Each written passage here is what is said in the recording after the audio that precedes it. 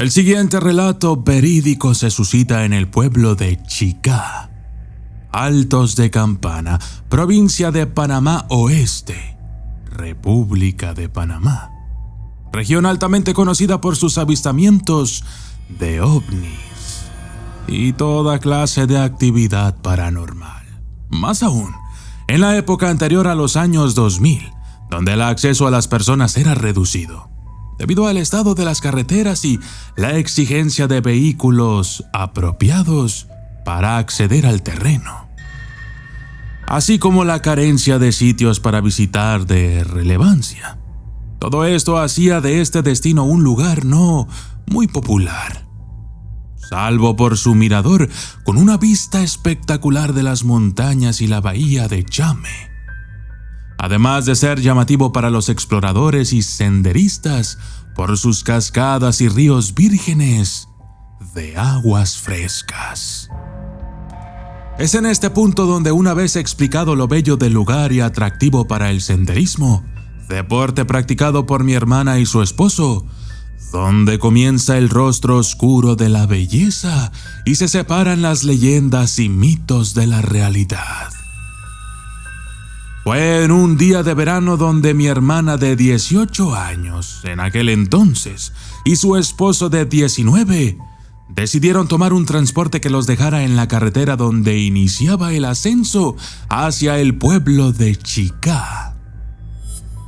Luego de una caminata de 2 horas, donde se podían apreciar las bellezas de dicho lugar, llegaron al pueblo. En aquel tiempo, compuesto por pocas familias y distantes de los accesos a carretera principal. Aquí compartieron con un conocido, el cual les comentó acerca de cómo las personas comenzaban a adquirir tierras para viviendas en aquel lugar y sobre cómo el pueblo iba desarrollándose poco a poco cada vez más. Fue por allá a las 9 de la noche cuando, sin batería en su teléfono móvil y con las cámaras fotográficas ya sin carga, igual decidieron emprender la caminata de 2 horas hasta la carretera interamericana para regresar a casa. Cuando un conocido les insistió en pasar la noche allí, ya que era muy peligroso el camino a esas horas. Ya se habían dado ciertos casos de robos, violaciones y diferentes actividades criminales que, aunque no muy frecuentes, no dejaban de ser peligrosas, más aún por lo alejado del lugar y lo despoblado una vez que se salía del pueblo.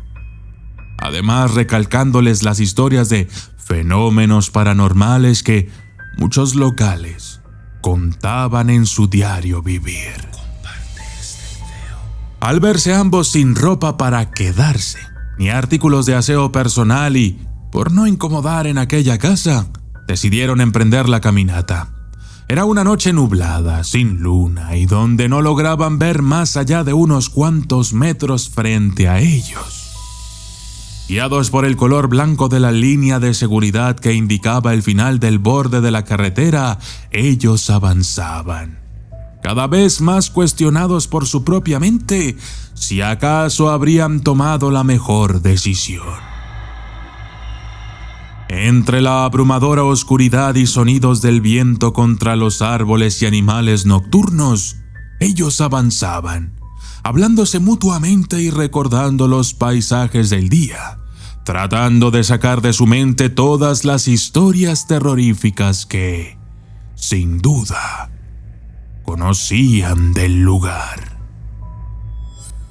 Luego de 45 minutos de caminata y ya atravesado el área boscosa, logran llegar a la bahía de Chame desde el mirador, y esto les calmó un poco, pues a unos metros de distancia se encontraba una guarida de guardabosques. Al pasar por la guarida, se dan cuenta que la misma se encontraba vacía. Tal vez el guardia había ido a realizar sus rondas o se encontraría dormido. Ya entre risas y conversaciones, pasaban por las últimas casas cercanas a la guarida y, sintiéndose ya haber pasado lo peor, se relajaron un poco. Y en este punto, el esposo de mi hermana decidió caminar un poco más adelantado para que ella pudiese ver poco a poco dónde ir pisando y no tropezar contra nada. Fue a 30 minutos de llegar a la carretera interamericana donde, al preguntar algo a mi hermana, su esposo se dio cuenta de que no recibió respuesta de esta.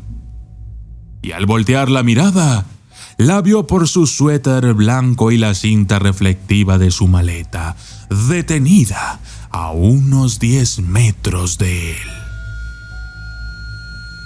Al acercarse a ella, a ver qué le ocurría, ésta le dijo que se detuviera. Su esposo, al no entender la situación, preguntó: ¿qué ocurre? A lo que ella respondió: alguien sostiene mi mano. Él en ese momento corrió hacia donde ella y aquella cosa le soltó la mano y se internó rápidamente en la alta hierba. Ambos quedaron inmóviles por algunos segundos. Lograron escuchar cómo algo se movía entre la hierba al lado de ellos. Cuando consiguieron reaccionar, ambos corrieron uno al lado del otro, desesperados, mientras el esposo de mi hermana le preguntaba qué había visto o qué había sentido. ¿Qué era aquello que le había sujetado la mano? Pero ella, entre lágrimas, solo intentaba llegar a la carretera principal, mientras aquella criatura le seguía entre la hierba. Fue entonces cuando vieron que desde atrás se acercaba una luz y se detuvieron. Comenzaron a hacer señas a esa luz que venía. Era un auto de un residente del pueblo que bajaba a recoger un familiar. Les dejó subir. Al verlos agitados, les consultó qué les había ocurrido y fue ahí donde mi hermana detalló lo que le ocurrió. Yo caminaba detrás de mi esposo, ya que no podíamos ver casi el camino, y extendí mi mano hacia la hierba que estaba a mi lado junto a la carretera. De pronto sentí una mano de piel fría y hasta un punto húmeda. Tomó mi mano. Podía deducir por el tacto que tenía unos dedos largos y muy delgados, y me sostenía la mano con fuerza y trataba de tirar de mí, pero no con mucha resistencia. Fue allí donde me congelé, sin saber qué hacer. Debía ser una criatura pequeña o estar agachada, ya que cuando tiraba de mi mano, lo hacía hacia abajo. El Señor les comentó sobre lo peligroso del lugar y sobre los muchos casos e historias de cosas paranormales que ocurren en el sitio. Que no volvieran a aventurarse a caminar solos por ahí, porque hasta los mismos pobladores lo evitaban. Fue así que más adelante los dejó en un lugar seguro donde pudiesen tomar un transporte. Hoy en día muchas más personas se aventuran a subir, con mejores accesos, cabañas y hoteles que se alquilan en el lugar. Pero las historias y avistamientos no dejan de seguirse dando, y sea lo que haya sido aquella criatura, seguro no fue a mi hermana la única persona a la que se le apareció, y tampoco será la última. Un agradecimiento especial para quien me compartió esta historia: Michael Ramírez de Panamá. Yo soy el documentalista y esto fue El misterio de la mano de Chica. Saludos especiales para María Alejandra Saucedo Ortiz, Carlitos Uchiga, Eduardo Araujo Martínez, Marcelo Tenesaca, Carlos Alberto Roda, Néstor Alfredo Baltasar Echero, Kill of Daddy, Daniel Rodríguez, suscriptores versus canales, Catecana Osurio, P. Hablo, Señor Depredador Sangriento, Ánimes Bolaño, Contabilidad Tarde, Marcos Espinal, Emir Lara, Cristian Vidal Pavón y Eterna Moreno Moreno. Gracias y hasta la próxima.